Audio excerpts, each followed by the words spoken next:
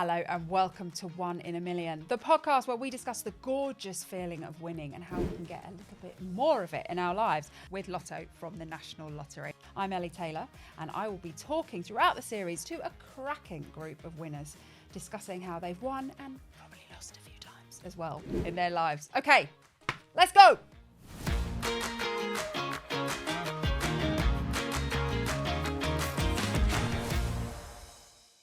I'm absolutely thrilled to announce today's guest. She is one of the funniest people on the comedy circuit in the UK at the moment. She's a comedy award winning, thank you very much. But most importantly of all, it's down here, it must be true. She's the winner of the World Hip Hop Dance Championship.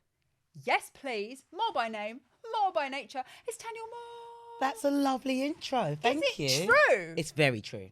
How? Why? What? Well, Tell me everything. Back in the day, when I was growing up, I used to be a dancer. And it was like a hobby of mine that I just happened to be good at. And then my dance teacher found a competition called the World Hip Hop Championships, where people from across the world come in and they try and compete to be the best. And before we'd got there, no one in the UK had come top 10. And my dance teacher is a little bit of a psychopath. And so he was like, I'm going there to win. I've studied this competition. I know how to win. Right. We had no rehearsals because we spent all the time trying to make the money because it's really expensive. Right. We're like 5 kids from working class backgrounds. Sometimes we rehearse in the car park. Yeah. We didn't have time. Yeah. He got the music done. He got our costume. So we got on the plane. Where are you going? LA.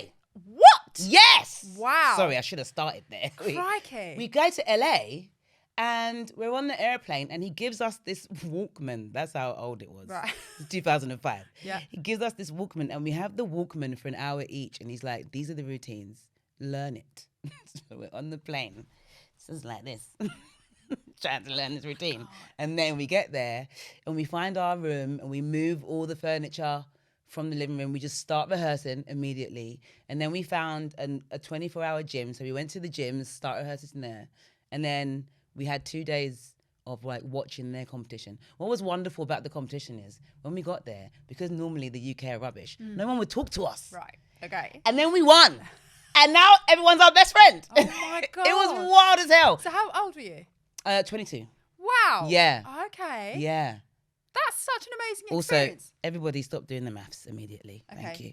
Because you're only 24 now, so it's very confusing. I mean, it's crazy. Very confusing.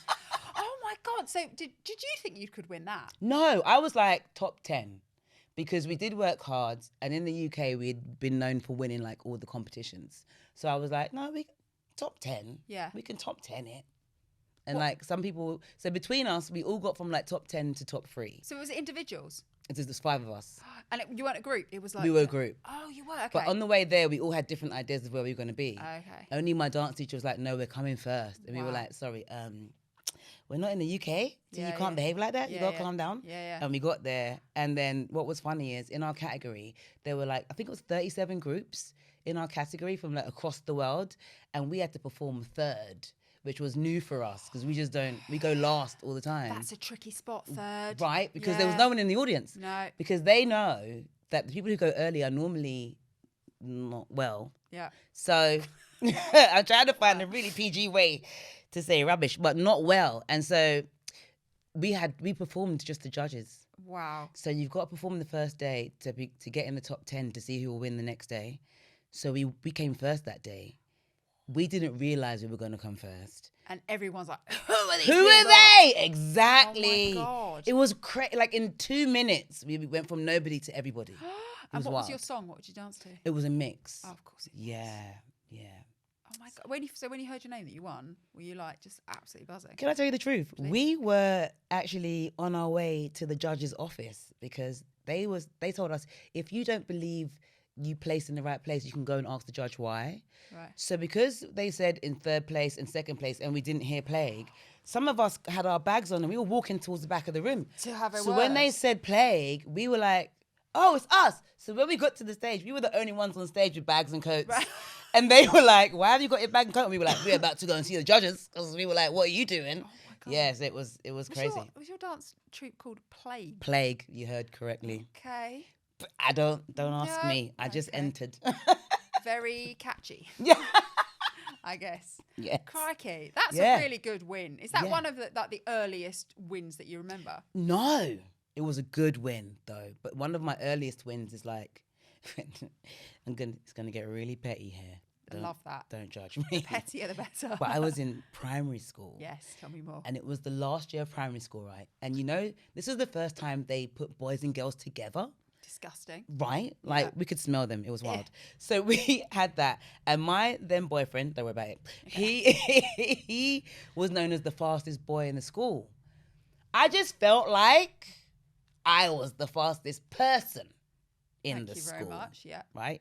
So we get to the line and we line up and we race and I win. And I'm not a gracious winner. Okay? This is how ungracious I was. Yeah. I was jumping around him so much. Tore a ligament. I swear to God, I'm not even joking. Tore a ligament. That's beautiful. Yeah. I love a primary school age child tearing a ligament with their enthusiastic. Not in the race. Yeah. After the race. Yeah. That is brilliant. So, and how did that relationship last? it didn't last long. Mostly because we were 11. But we're still friends. Okay. We still talk about it. And like if anything happens to us now and he wins, I'll be like, remember that time? Yeah. When I won the first time. So you're quite a bad loser then in general? Terrible loser, but equally a terrible winner. Have you got the eye on the prize quite a lot then? You're quite competitive. When do you take it off, Ellie? That's quite a stressful way to live. Is it? I don't know. Do you find does it drive you, the sort of desire to win? Yeah, it's not a desire. It's a need. I need to win. Do you know what? I don't know. I feel like I'm just a competitive person. Yeah. And if I go to the gym, I do like to have somebody else there because then I'll create an imaginary competition in my head and it'll push me more. Do you know what I do? If I ever go for a run, to make me run faster, and this is quite a dark thought, sometimes I imagine that the person in front of me has grabbed my child. What? And because I've tried it with handbag or phone, I don't run fast enough. If they're taking my kid, I'm getting them. Ellie, It's the only thing that can motivate me, and it really does. This went left fast. Right? But it really works. Try it. Or whatever your kid, if you have a dog, if you really love your Kindle, imagine that the person's he's going to get it. I'm going to try it. Yeah, there you go. Never thought of You need that. motivation. But yeah, exactly. Someone at the gym, you're like, I'm going to go fast. Oh, you're doing that speed. I'm going to go higher speed. Thank you. I always go on a treadmill that's next to somebody. I'm that annoying person. Oh, God. Because I want to see what you're doing. Yeah. And like, if you spend 30 minutes, I want to spend 30 minutes and 10 seconds. Yeah. Just to be like, you should have done that extra 10 seconds. Do you have brothers and sisters? Yeah. I feel sorry for them. Are they competitive too? No. Okay. No, not as much as me. I'm the middle child. No way. Yeah. I'm the middle child. So I feel like I'm accurate. Right. I'm who I'm supposed to be. Yes. Do you know what I mean? Yeah. My sister's very much, leave them to it. Right. She's the little sister. My big brother, he likes to join in because he likes to see me lose. Okay. He always wins. But I will always try until I die. Right. What do you think makes a good winner? What makes a person a winner? Do you consider yourself a winner? Yeah. At love home, I live alone.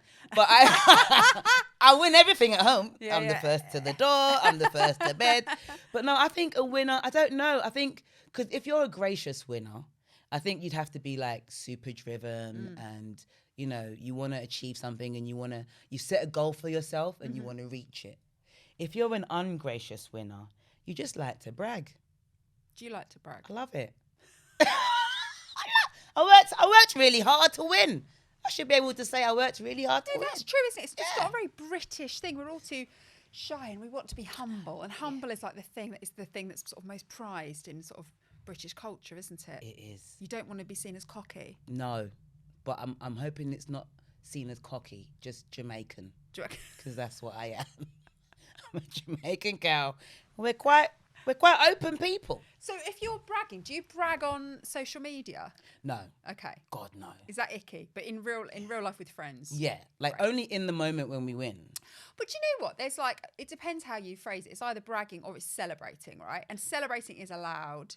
Yes. And maybe bragging is if you're being mean about it. But like, Yeah. I love it when like my girlfriends will say something, great's happened to them, or I'll say, I've had this like work win, that's amazing, and then they all sort of cheer for you. Yeah, That's but just celebrating. That's celebrating. Yeah. Yeah, that's an achievement. Yeah. That's you saying, look at this thing I've worked my ass off for. Here I am celebrating it. I've reached this goal. Yeah. I have this thing. Yeah. That's different to on your marks, get set, They go. yeah. I've torn my ligament. Yeah. That's different. It's different energy. Saying, who are you? Yeah. Who are you? I mean, yeah. I think with me, what my friends say anyway, is that the reason why mine is horrible is because I deliver it in a soft voice. Oh God. I know. So how do you do it? So say you've just won a BAFTA. How are you telling me? Oh my God, did you not win one? Oh my God, that's not crazy. I got one in my cupboard. Have you got one? That's crazy. Let me see your cupboard. Does it look like mine? It doesn't. That is really irritating. irritating. It is irritating. It's really irritating. You've absolutely mastered that, Thanyia. It's annoying. That's really good. Yeah. I'm very impressed. You're a winner at being a smug cow. Come on! It's called being a middle child, Ellie. We got to use the right words. Sorry, the terminology. Yeah. So you've had some great wins in stand-up then. Yeah, I think I've done all right in stand-up, only because people say that. But I've not had. Okay, from the beginning, I've been very strong about what I am willing to do and what I'm not willing to do. And in the beginning, because you're a newcomer, that's not always received well because they want you to just be open to doing everything. I think because I started a bit later, I just knew who I wasn't as a person and what I wasn't. Do you know what I mean? Yeah. I'm not going to sell my soul for 10 minutes on stage. How old were you when you started stand-up? 30. No, look at me. 30. 29. 29. Yeah. Okay, I was quite late. I was about 27. Yeah. And it is 29. quite late, isn't it? Yeah. Because a lot of you'll have some of the younger guys who literally start at university. Yes. They're doing gigs at 18. Yeah.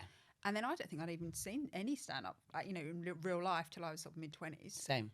Mad, I always found myself watching like your Roseannes and your Cheers and all that stuff. Really gravitated to comedy shows, but not in a mindset of I want to be a comedian because I was more I want to be an actor. Right. So I was really basking in that kind of craft. But then I didn't do stand up until probably like in my mid-20s. And was that quite a big deal for you to try? Did you go into it thinking this is my new career?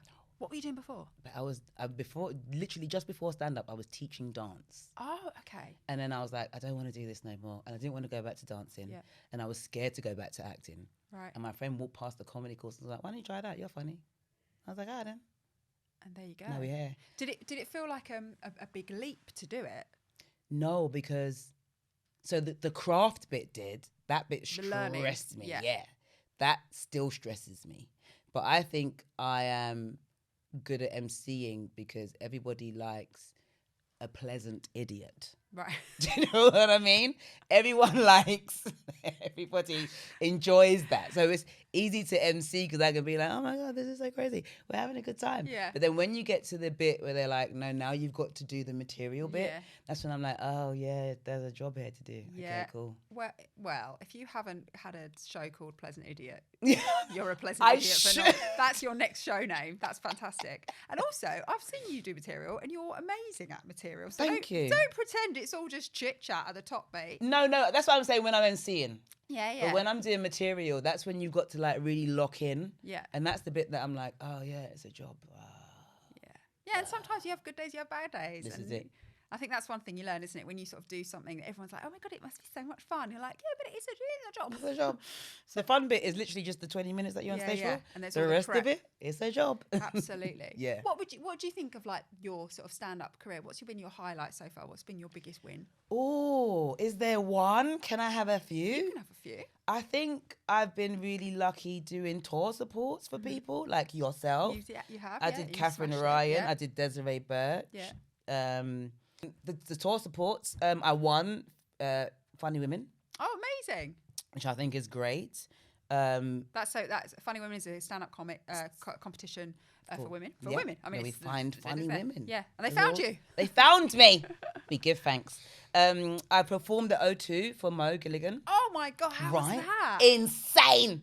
Oh my Insane. gosh. I cannot imagine performing in a room that big. Listen, do you know what's so wild? You get to the side of the stage and there's something that hits your brain. You've done loads of big venues before. Yeah, but not the O2. Not the O2, but you know, like when you get to the side of the stage, something hits your brain like, it's just a room.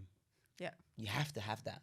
Otherwise, you will lose yourself in this big room. Yeah. So I was just like, it's just a room, please. It's just a room. And then you get that first laughter, and then you're like, oh, okay, we can do this. How long did you do at the O2? 10 minutes. And how many people are there? That must be what? It was like, I think it was like 90% sold out. Oh my God. So we had a good day. Wow. How did you feel coming off stage after that? Were you euphoric? Yeah. I think I was high like for about 3 days. I can imagine the adrenaline must have been off the charts. I was like, oh my God, what's going on? And then you go back to your room and they're like, do you want to sit down? I can't sit down. I just played that I can't stand up for like 3 years. Yeah. It is insane. Yeah.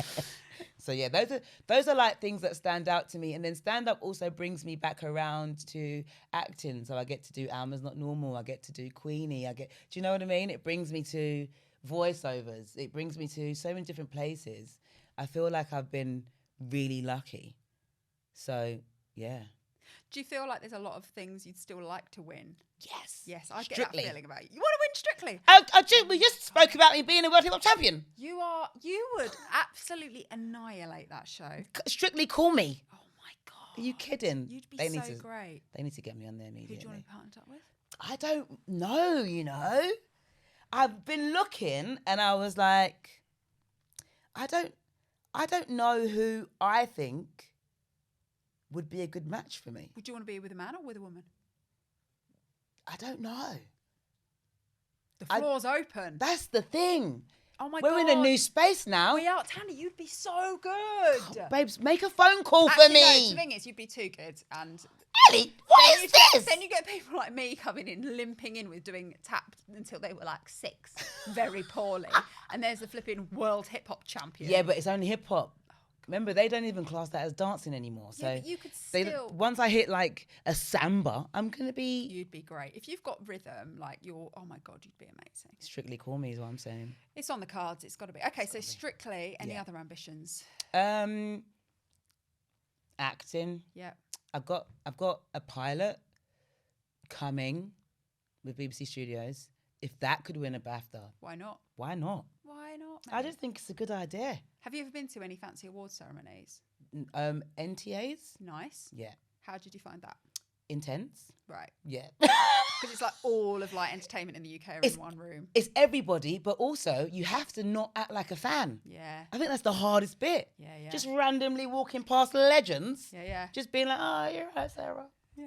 Oh my God, it's Andy Dick. Oh my God, it's crazy. It's Andy Dick, both of them right there. And you're like, oh my God, it's so crazy. You're right, guys. They don't even know who you are. Yeah, yeah. But I think that's the hardest bit being in that room. Trying not to fangirl everybody because literally it's everyone who you've looked up to, right? How do you find working on, so you work on Love Island, right? Yeah. How do you find that? So that must be pretty exciting. Oh, intense. Oh, do you know what? I hate watching a reality show now that I'm not working on because I know how much I'm missing out on. Right. The behind the scenes stuff. Yeah, yeah. Oh, it's juicy. So you write on it? I write for Maya, yeah. Oh, amazing. Yeah, on Late and Live, do you get all the inside goss? Oh, yes. Oh, it's just... No, actually. Let me say no. Because then when you say yes, everyone's like, oh my God, tell me. Yeah. And you put yourself in a corner. Yeah. And I don't want to do that. But no, being on the team, you do get to see a little bit more, obviously. Like, we go in at 9:30 in the morning. We watch the episode that's going to come out that evening. And then by the time the episode comes out, it's been changed 9 times. Right. But we've seen all the different things that happen in and around the villa. Yeah. And it's just... There needs to be like a Love Island behind the scenes. Is this the kind of show you'd watch normally anyway? Yes. So this is that again, and this is perfect winning, isn't it? Yeah. When like something you're interested in and work sort of collide. I didn't make it that way. I'm just middle childing. Middle childing. Middle childing, real good. Sister. Wait, where do you land? Are you a middle child? No. I could tell because I said it and you snarled. What am I? I would have said you're the eldest. I'm the youngest. No way. No way. How are you so responsible? I am quite quite responsible, actually. Yeah. Yeah. My sister's a princess. No. I mean, we pander to it. But she's like a lot of babies are very self-involved, I I'm find. very self-involved. Are I don't you? know what's misled you to think that I'm not self-involved. Okay. I'm a dreadful woman. Really? Yeah, I can be quite self-obsessed. I love that. Yeah, well, Like, be the youngest. but you know, again, It's kind of who it's you were my supposed to job. be. Someone has got to be, you know, in No. every relationship, there's a pot of dirt and there's a flower. Hello, 2 flowers, high five. I'm just saying. Oh, we're I'm just- awful. Absolutely I don't awful. know. My flower might be bigger than yours. Oh my God, I can't win against that.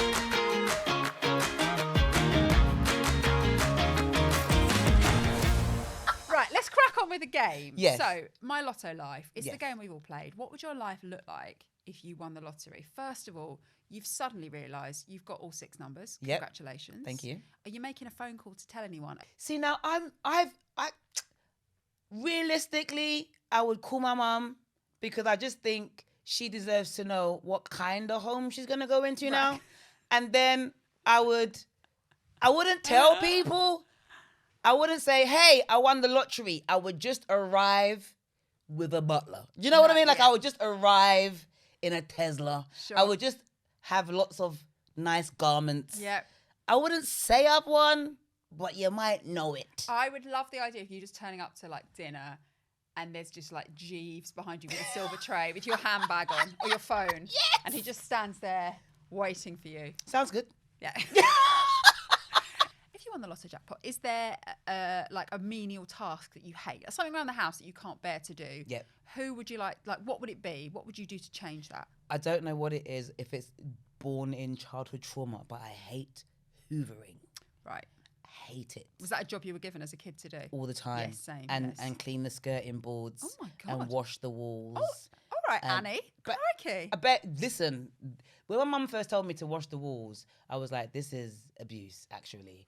And then when you grow up and you see that when the kids run down the walls in their hands, yeah. and you got that one black streak Yeah, that yeah. runs through, you got to wash the walls. That also sounds like a classic mum thing. Thought I've run out of things to do with the children. Wash the Wash walls. the walls, dear. Yeah. Totally. Hate them. Would you stay where you live now, or would you move? I would stay in the area, Yeah. but in a nicer house. You're not having a little, I don't know, flat in south of France or something. Do you know what I would like? I would like a penthouse. And the problem with wanting a penthouse is that there aren't any in my area. So I'd have Right. to leave. Would you buy something nice for somebody else? What I would like to buy for my neighbour is maybe just a little bit of common sense and a better, what's that thing you call your foot rug outside? Yeah. His one is rubbish. Okay. I tell you why it's rubbish. It's smaller than the one he had before. So it's like a little, like a patch of like foot thing he was there before. It's irritating all of us. He just needs to get one that's the same size. Do you know what, Tana? I reckon you could probably fork out for a doormat right now. I don't Yeah. think you need to win Lotto. My winning numbers is our next game. Yes. We've all got favourite numbers, whether it's, you know, our favourite number of members of S Club, our favourite number of zeros in a paycheck, or our favourite number of Lindt balls that we can eat in one go. 9. Wait a minute. Sorry. Wait a minute. Don't You can twist in that sit too and much. eat 9. Oh yeah, I mean I can't fit them all in my mouth at one go, but I haven't tried and I probably could. I've got a massive mouth. But I could absolutely mainline those little bastards.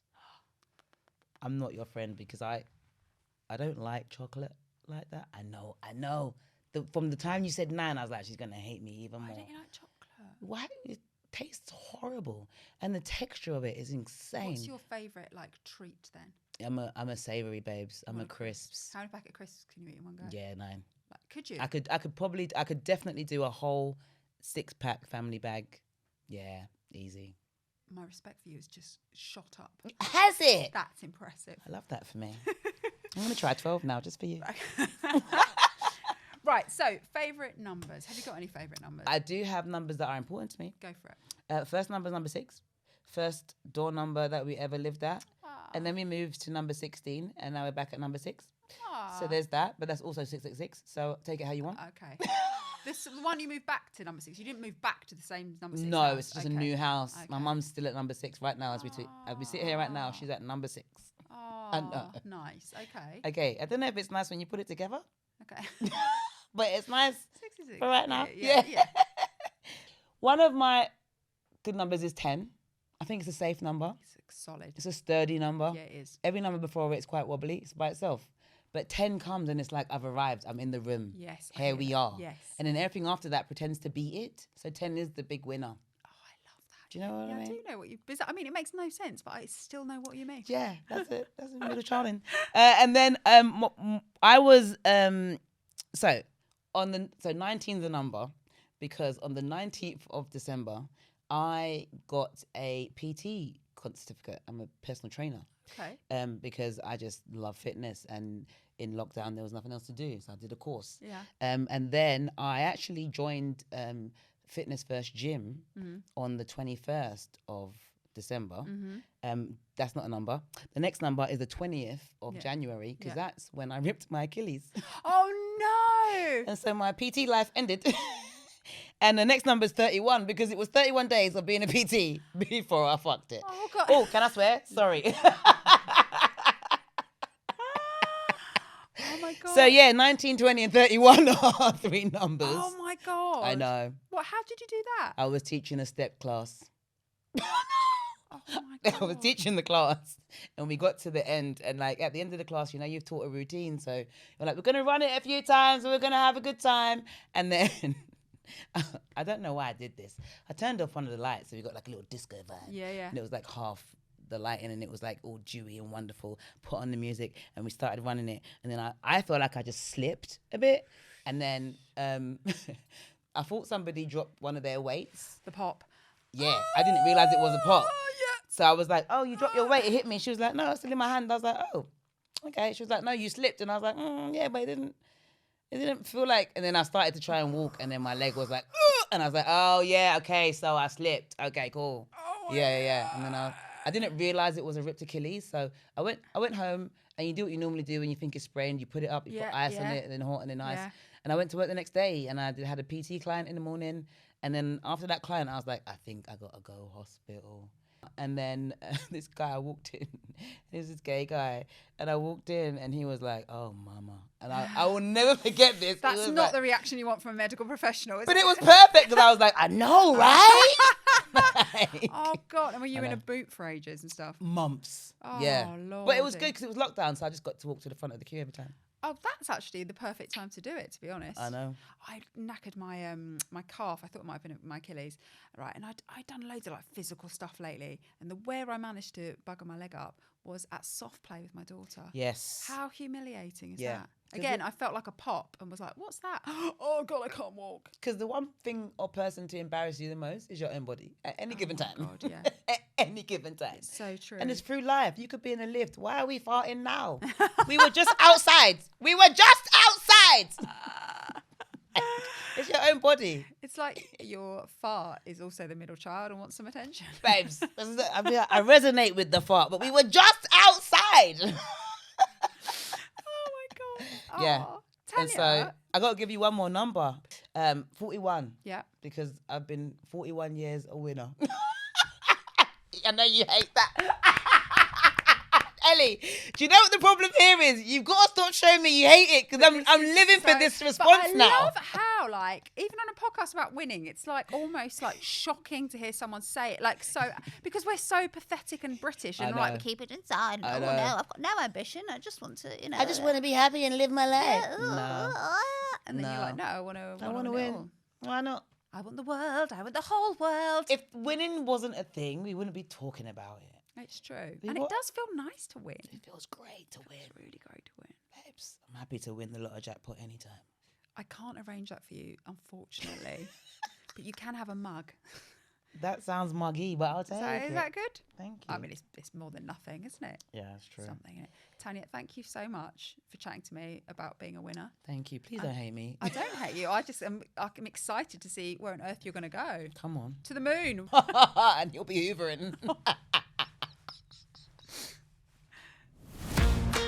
Catch the next episode of 1 in a Million where we'll be talking to Richard Jones. This is a Reach Studio production brought to you by Lotto from the National Lottery. Subscribe to 1 in a Million wherever you get your podcasts. You know the drill. I've been your host, Ellie Taylor, and a special thanks to the production team behind the scenes, Kate Faithful, Rachel Pickett, Dan Richardson and John Harding. Will you be the next Lotto millionaire? We'll play on Wednesday and Saturday to find out. Account terms, rules and procedures apply. Players must be 18 years or older.